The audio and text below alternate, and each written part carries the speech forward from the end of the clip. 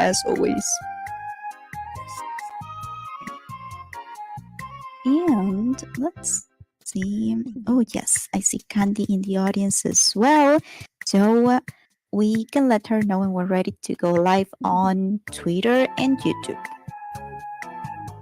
Yes, also to be sure that we are getting recorded. When we are all set, I think we should dive in right away. We have a lot of things a lot of grounds to cover today. Sounds good, and it looks like we're ready. So let's get to it. Awesome. Also, to mention that we have a follow-up for today's session, as usual, so we'll get to that probably by the end of the call. Yes. Right, so let's get started. I'm excited. Do we have the go-ahead from Candy? Yes, we are ready. Awesome. All right, I'm going to share my screen and get started.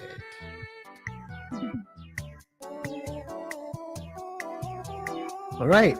Hello, everyone. Welcome back to this week's DevRel Live, where we talk about the things that are related to developers, the work that we're doing here at Collabland to help you build better projects with Collabland, build mini apps, use the documentation, and basically share our thoughts and our ideas on the things that are happening in the ecosystem. Right. Today, we want to specifically talk about two things. Actually, one thing, but we've been talking about this one thing for a while. So it's going to be mostly talking about signature verification. And this is something that we get a lot of requests for, a lot of questions asked, right? And that is usually how we try to optimize our processes, is we try to solve the problems that people are asking for the most.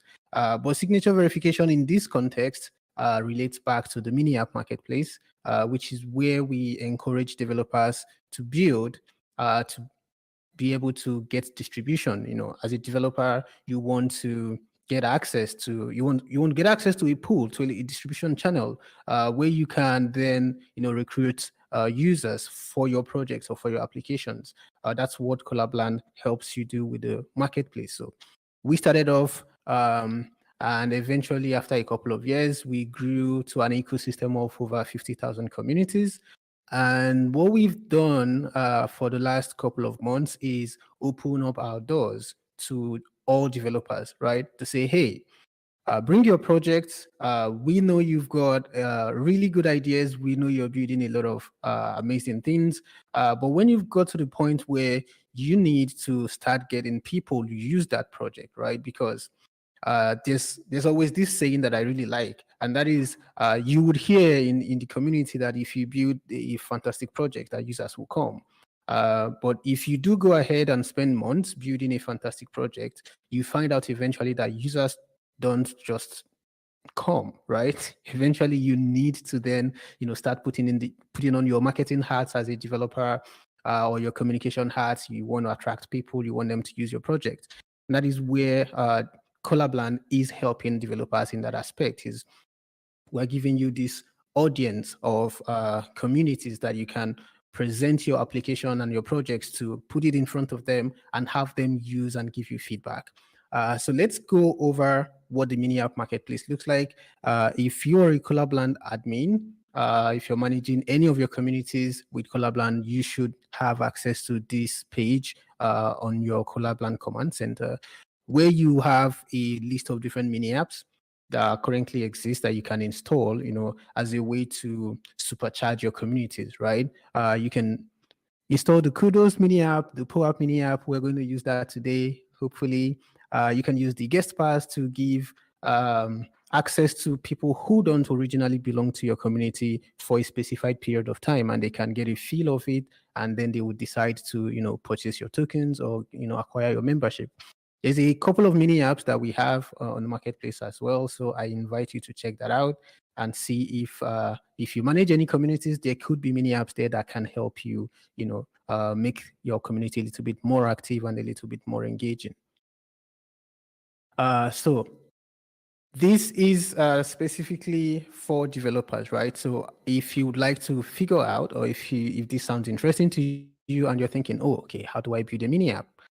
We have documentations for that, right? So mini apps are built with things what we call collab actions, which are just pre-built templates that we've already prepared for you that has some inbuilt features that helps you, hit the ground running in a matter of minutes.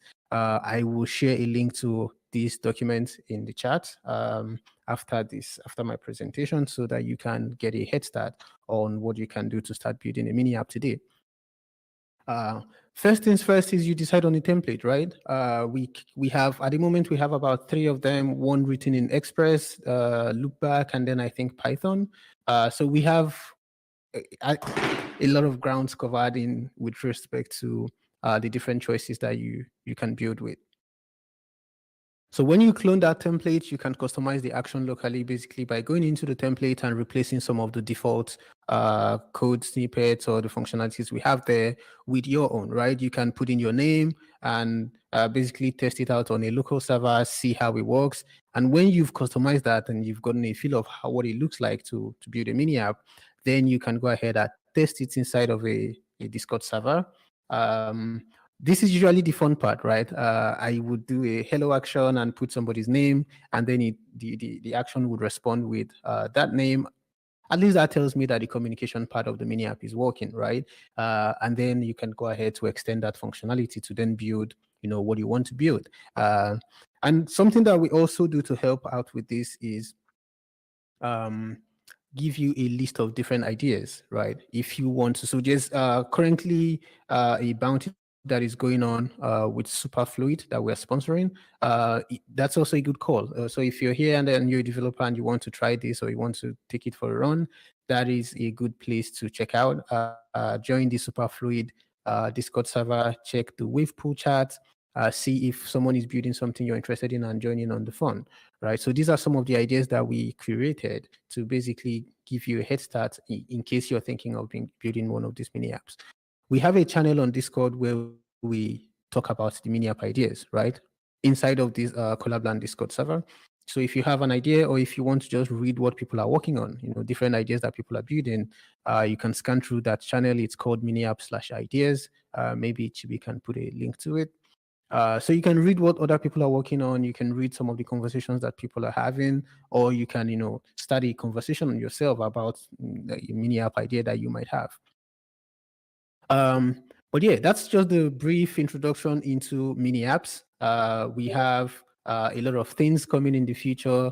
By the time I come back in 2 weeks' time for the next DevRel Live, I will have more updates for you. We have mini app member authentication that is coming. We're going to have new documents on the docs page, and we're going to talk about all of that.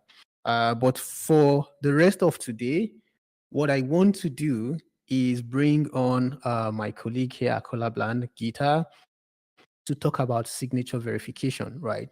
This is security. Security is top of mind for us here at Collab, and not just for managing our communities, not just for managing our members, but also for helping developers make sure that they are having secured, authenticated connections, even as they build mini apps and they try to make API calls.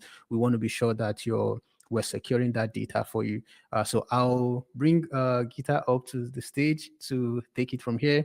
I've gone over this presentation. It's amazing. I would want you to get a good understanding of signature verification as it cuts across Web 2 and Web 3 ecosystems, and generally how we are employing it here at Collab to safeguard data, to safeguard developers who are building on top of our infrastructure. So I will stop sharing now and I will hand it over to you, Gita.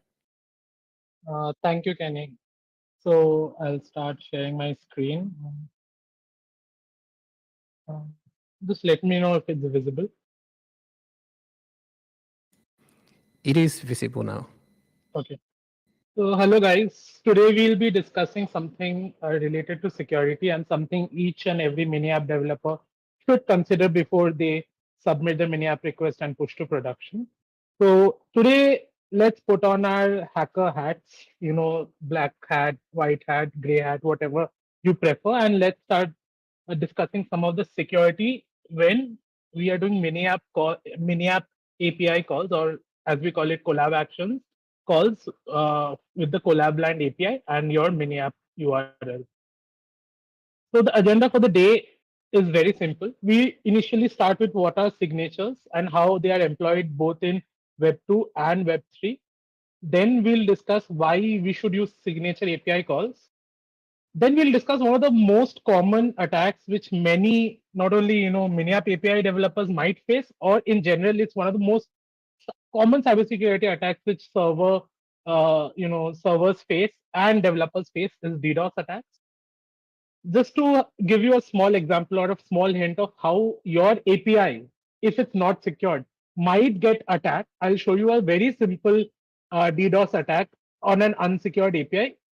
And after that, once I've shown you how the attack might be done, we'll then talk about protecting it, how to protect it, and then how signature verification plays a very crucial role in protecting your API.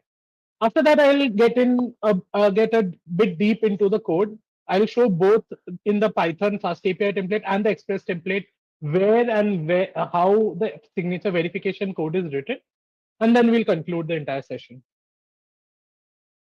So moving on. So what are signatures? Digital signatures are these cryptographic outputs which are used to verify the authenticity of data and the integrity of data in a trustless environment. What do you mean by trustless? So the internet, whenever you're exposing something to the internet, any server or anything, technically anyone can view the data if it's not secured, or they can call some APIs if it's not secured. So that is why whenever you're exposing some API to the internet, security is of utmost priority. Now, there are two major operations which happen in any digital signature algorithm. One is signing of a data, and second is verification of a data. So, what is signing? Signing is an algorithm which uses a private key to produce a digital signature against a raw data. And verification is the opposite algorithm to that. It uses a public key to verify the authenticity and the integrity of the data against the supplied raw data. So both Web 2 and Web 3 extensively use digital signatures. So in Web 2, the most common case of using digital signatures is to verify the integrity and securing open exposed API endpoints from common denial of service attacks, which is the DOS in DDoS, denial of service. It provides data integrity, authentication, and non-repudiation. So integrity is to basically check if the data has been altered while it was sent from the Collabland API to your server. Authentication is for you to check that only Collabland API can send you data and post data to your API. And non-repudiation is suppose ever, although it will never happen, but if it ever happens that you have verified the signature and there was some malicious payload sent by the Collabland API, the Collabland API cannot reject or cannot reject the claim that it has not sent it because it has signed the entire body, the request body, and then sent it to you. So signature also allows us to implement and enforce non-repudiation, which is if I sign something and send something, that is full and final. I'm the only one who can send it unless my private key gets leaked. That's an entire different story. In Web3, we see digital signatures on a day-to-day basis, be it signing transactions, signing messages, or even verifying your wallet. For example, you have definitely seen Collabland uses digital signatures signed by your wallet to verify your wallet address. You see there's always this message which Collabland tells that it's a read-only connection. Just sign it using your wallet and we'll just verify the signatures so that we can just see and verify that, okay, you own this or wallet, and then we'll add it to your wallet connections. It's just a read-only connection. But you see how your authenticity is being verified using this digital signature algorithm. And in Web3, digital signatures are everywhere. So next. Now let's discuss a very sample flow using digital signatures between, why how digital signatures might be used between Alice and Bob. So suppose Alice wants to send some data to Bob. She has a private key which is entirely secret to herself, and she should not expose it to anyone. And she has a public key which anyone can view. So there's this key pair. One is her private key, which is totally secret to herself, and second is a public key, which anyone can view. Next, she wants to send a message, right?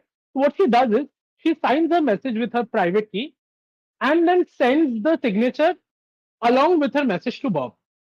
Now, once Bob has received the entire message digest or the entire message with the signature, in order to verify that the message was actually sent by Alice and not some third party hacker or probably Charlie even, Bob will use her public key, which is accessible by anyone, and then he'll verify the signature against the received message.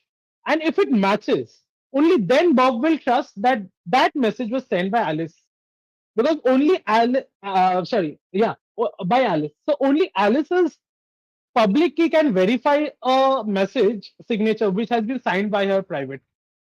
So this is how there's a trust between Alice and Bob, even if the intermediate path between them is a very trustless environment. Like you cannot trust anyone who's handing over the message. So moving on. Now, why use signatures in API calls? Digital signatures are often used while sending data over the public internet. See, the internet is a scary place. And if you're running an exposed API server on the internet, you should implement some security measures to protect your server. So, how does Collabland API ensure trust within the mini app action API, which you have built? More importantly, how do you accept data which Collabland sends and then reject any other potentially harmful data sent by the attackers? And this is where we use signature verification. So later we'll see that as soon as you have deployed it on some server, right, and you have added that mini action URL to the bot, and the bot has registered that mini app in the test flight command, that mini app URL which you have entered, that is exposed to the entire internet, and anyone can call that. And I'll show you in the future. So now, what is DDoS attacks? Distributed denial of service attacks. That is the full form of DDoS. It's a very common form of attack where the attacker tries to intentionally paralyze a computer network or a server by flooding the network or server with malicious payloads until the server stops responding.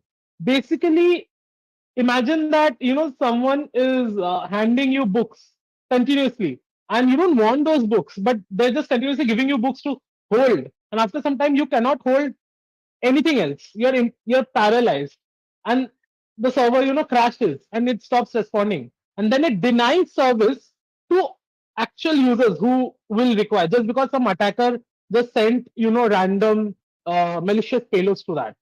Some of the mitigation measures which usually take place, if you want to mitigate denial of services attacks, is rate limiting, where you rate limit or you tell that okay, for any client, this is the amount of calls they can do within some time. The second thing is whitelisting or blacklisting APIs, basically having an allow list of certain servers to call your API, or certain IPs to call your API. The third is the digital signature verification algorithms, which I'll get into. And the fourth, which is the most common one, is in general, you apply a firewall in front of your server, and then it is exposed to the internet, so that there's no direct connection between a client and a server. The firewall itself has a host of features to protect your server. Now, let's start breaking some APIs and let's see how easy it is to hack an unsecured API and shut it down. So I wouldn't say it's a very complicated form of hacking, which I'll show. It's a very simple one, and then I just want to enforce, or I just want to show how even small uh, security loopholes which you keep in your API that might break it. So here I actually have the Collabland Express template. And if you go through the Collabland Express template, there's something called environmental variables. And environmental variables actually allow you to change some configuration. And just for the simplicity of it, because we do understand in test environment, we often do not want to, always implement all the security measures, but in production, we want to implement that. We have given you an option to actually skip the entire verification, webhook signature verification. And currently you can see in my environment, it is not enabled. So suppose I'm a mini app developer, I've just cloned this environment, I've given a port number, and I want to test it. And what do I do? First, I go to the documentation. I read the documentation, and you see how it tells how to edit a response message. And in the edit a response message, you can see that the functions which we write, they expect a certain type of input. Because it is a trusted environment, we can expect that this input is something which we'll get from the Collabland API for sure. But we can expect this only for the Collabland API because it's Collabland's own documentation. We can expect this from the Collabland API. So we should protect our server against any other clients or any other hacker who's trying to call this from unauthorized source or who's trying to crash our API. So if I want to skip the verification, it's very easy to actually skip it. So let me just show you first through the log how the verification actually takes place.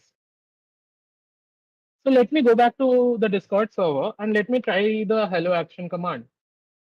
And let's see. When we send this, you can see the normal response is there. And let's head back to the logs and see what is actually happening behind the scenes. So if you scroll up when you run this server, you'll see there's something called the signature verifier class, which is outputting some logs. And you can see how it's trying to verify the signature with an algorithm which is called ED25519. And then only when the signature is verified, it is actually processing this entire array of messages which is taking place. And these outputs which are coming. So now, as I said, let's disable this. As a developer, you might want to disable the signature verification. And let's restart the server. And once I restart the server, the signature verification is disabled. And we'll again run this request just to check if it's actually disabled or not. Okay, so the server has started. And now let's actually run the command once more. And let's see what happens. So now I've run the command and all the output is coming. But if you head back to the logs and if you check the server logs, you'll actually see there's no signature verification taking place because I've disabled it. Now, this is what you would do in a development environment, but by mistake, if you haven't implemented signature verification in your API, let me show you how easy it is to crash this entire system. So this is Postman, and Postman is a very common API utility tool we use to test APIs, which coincidentally can also allow you to send malicious payloads to any API you want. Now, this is the deployment URL of my API currently, and let's just send some malicious payload. So let me just type some, just a random string or a random object. Okay. Now, this definitely does not match the request object the API expects from the Collabland API, like the mini app API expects from the Collabland API. But if I send this to the mini app API, which anyone on the internet can do, you see that this entire thing crashes. You can see it tells that there's a gateway error and the server did not return anything. If you head back to the server, you'll see that the server crashed because I sent a malicious payload. Although it is not like a hacking payload, it's a simple malicious payload which is like malformed. But anyone technically can send this to your API endpoint, which you have exposed for Collabland.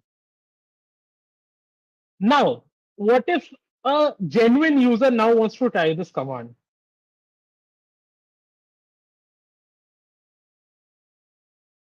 You see, the interaction fails.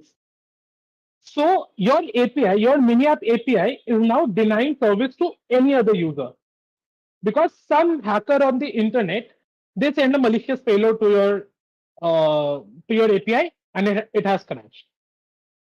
This is this is the easiest way someone can actually shut down your server remotely just by testing random malicious payloads on your API. So now moving on, So now we have seen how easy it is to actually break APIs. So how do we protect our APIs? So Collabland has always put security at the forefront of our runtime and our user experience. And for the mini app developers, we provide the same features. So Collabland API always sends a digital signature in the request headers to the action URLs which the partner mini apps use. And it also exposes the public keys which the developers can use to verify the webhook payloads which the mini apps receive. And developers are always requested to implement signature verification in their production mini apps to be safe from the attacks I just showed, and also to protect your users' data. So, uh, wait. So, if I head over to this URL, which you'll also find in our documentation, if you go to the section signature verification, you can actually find this Collabland config. So if I click this, let's see what this API route is. So this is the Collabland QA API, and the same route is also available for the Collabland production API. Once you open this, this is the configuration, which is a set of public keys. As I explained, Alice's public keys can be viewed by anyone, but their private keys are private to themselves. So this is where all the public keys which we can use algorithm wise are listed.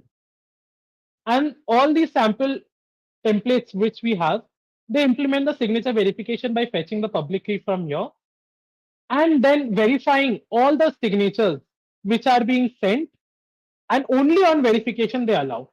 Now, if I remove that skip verification uh, configuration variable, so let me enable, the signature verification. And let me restart the server. Now I want to show as soon as signature verification is enabled, what happens to that malicious payload if someone sends that. So it's listening on port 8880. And now if I send this, you'll see immediately the hacker or anyone who's trying to compromise the server gets a message that no, you cannot go through. So there are multiple levels of check. First we check if there are headers, then we check if there's any malformed header. So all these checks should be there, and all the sample code for a sample signature verifier is available in our templates. So now, even if I send multiple requests, I'll get the same response unless I have a valid signature, which I can only create if I have the private key, which is impossible to get because it's Collabland's private key. They don't expose it. And meanwhile, when the server is rejecting all the hackers and protecting against all the hackers, the users, the genuine users, they get their responses. They never get denied of service. So you can see the responses work for the genuine users because this is actually coming from the Collabland API, and that has all the signature verification and everything. So we do have these exposed endpoints where we have the list of the public keys which we provide and which you guys can use to actually verify your payloads.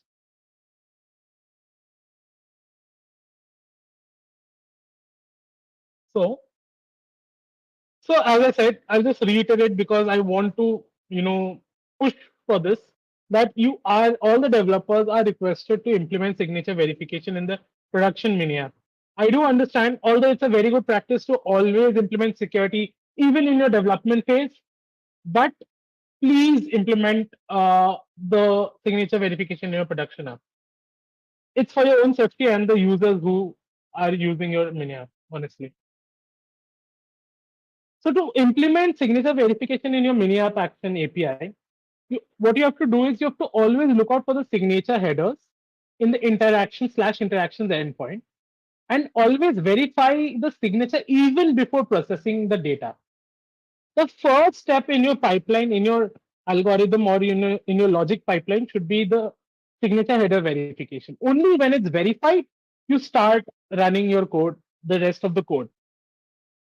So only when the signature is verified with the Collabland public API, public key against the raw data which you have received, then you can trust the data and process it as required.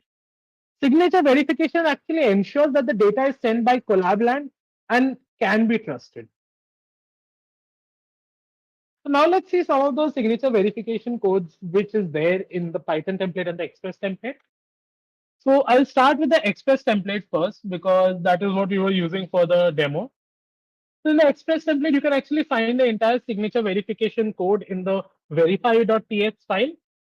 And you can see when the verifier is instantiated, what it does is it fetches from the config endpoint. Either in production, it will fetch from api.collab.land, or in QA, it will fetch from api-qa.collab.land. And it gets all the it gets all the public keys and then stores it in its state. Next, what we do is as soon as we get a verification request, as soon as we get any request on the Clash interactions endpoint, this is the first function which runs. So if I open a route handler, which basically handles all the requests, you can see the first thing which happens is the verification takes place. And only if it's verified, it then gets sent to the actual business logic. So what is the verify function? You can see the verify function first tries to read the header. As I said, you have to read the headers. Also, you have to also read the timestamp because all of this logic is important while verifying the signature. It shouldn't be an expired signature because each signature has certain timestamp expiry. If it's an expired signature, do not trust it. Reject it immediately because someone might have copied it from an earlier request or something like that. And if there is no header itself, reject that header, reject that request because if they are not sending the headers, do not accept it. Because Collabland within a trusted environment, Collabland will send these headers with appropriate timestamps, and everything will be there, including the algorithm. Then from the header, we try to check what type of algorithms what type of algorithm the signature is using. Currently, Collabland supports two type of algorithms: ECDSA and ED25519. And if you head over to the config endpoint, you can actually see there is two types of public keys which we give. One is the ECDSA and one is the ED25519. So based on the request which you are getting and the headers which have the header values, you will switch the public key. You'll switch. So for ECDSA, you'll use that public key to verify the signature. For ED25519, you'll use that public key. So moving on. Then after that, you can see we verify the request. And the verification algorithm depends. It's basically the same for any coding language. I would say it's the same set of libraries. You can take help from our template repos. And both these functions, the verify request with ED25519 and the verify request with ECDSA, both of these do the same thing. They take the signature, they take the raw body, they verify the signature against the raw body, and if it matches, it returns true, else it returns false. And if the API sees that no, this is a false signature or this is a malformed signature, it will simply reject that API call before even processing the data. And that is what the ideal situation should be. So moving on to the Python template, if you want to see the Python template and if you want to see where the verification code is, so you can see in the Python template, it is also, as I said, do the verification before anything. So here you can see I've added a middleware which actually initiates signature verifier and then calls the verification.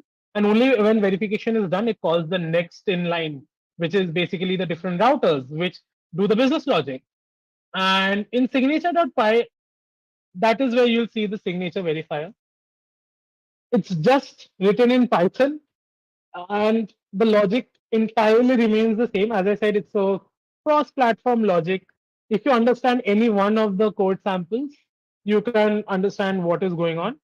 Else, you can also Google anytime. You just need literally these two things, ECDSA and ED25519, and you can Google how to verify signatures using ECDSA or ED25519, and you'll get it in your language. And if you're in for a treat if you have JavaScript, Express, or Loopback, or Python first API. It's already written for you. So it does the same thing. And once the signature is verified, it will return and process the business logic. So this was a small brief into where the code is written, how the code is written, what the code does. And I've also showed an example how security works in our case, protecting against. It was a very simple API, the Hello Action API, but you can see even simple APIs might have security loopholes, right? So how to protect against those. And now moving back to the presentation. So to conclude the session, I'd like to say that, a key principle in the field of cybersecurity is better safe than sorry. One should always approach, and this is something I advocate a lot to my peers, to my, juniors, anyone. That is, whenever you're coding, you should always take the adversarial approach. So what do you mean by the adversarial approach? It's an approach where the programmer thinks like a hacker and then implements all the safety measures which are required to mitigate the attack surfaces. So it's easier to code securely when you yourself start thinking like a hacker. Like, how can I break my code? And especially for backend developers, this is something you should always think about, like 24 by 7 whenever you're coding. Whenever you're coding, you should always think that how you can break your own code. And that is how you'll write a very secure code. And signature verification is a very good starting point while securing your APIs. Wherever the API provider actually gives that. So signature verification is something the API provider has to have this feature, which fortunately and Collab API does have. So all the calls to the mini apps, they have signature verification enabled. All you have to do is take the config variables which is available on the API, extract the public keys, and then verify the public keys, verify the signatures against the public keys, and only then accept the data for processing. So the Collab API provides us security measures, and we would request all our mini app devs to implement the same. So that's all from my side. I hope you guys, all of you, learned something new, learned a bit about how to be secure.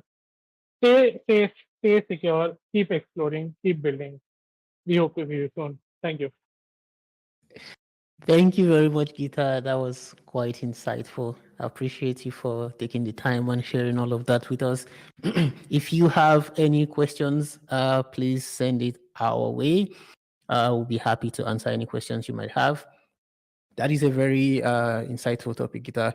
So as I started with earlier, we are very particular about security, which is why we have our policies in place to make sure that we are accounting for all the different personas that we attend to, right? Admins, our members, our developers as well.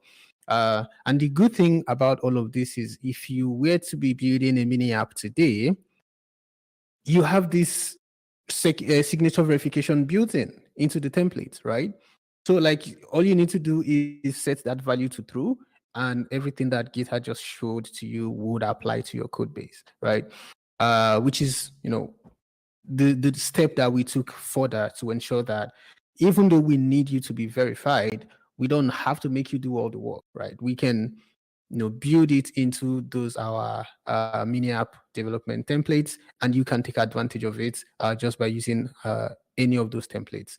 So these are very good advices for developers to protect yourself, protect your users, protect your application itself, so that as you're building and as people are using, because many apps are /command based, right? So when you do build them and release them on the marketplace, you're going to have a ton of people use your mini app, a ton of people use /commands. You want to protect them who are your users. You want them to have a good experience as they're using your apps. And one way to do that is to be sure that you're implementing the right security measures to account for their security, for their data, and to protect yourself from malicious attacks, just like Gita showed with Postman. So this is what we have installed for you all today. I hope this has been helpful.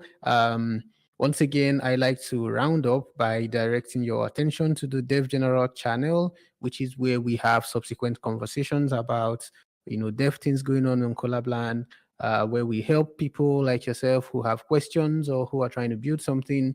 We answer questions there. We provide technical support, and we basically just share news and insights. Please join the Dev General channel, and we will keep in touch with you there going forward.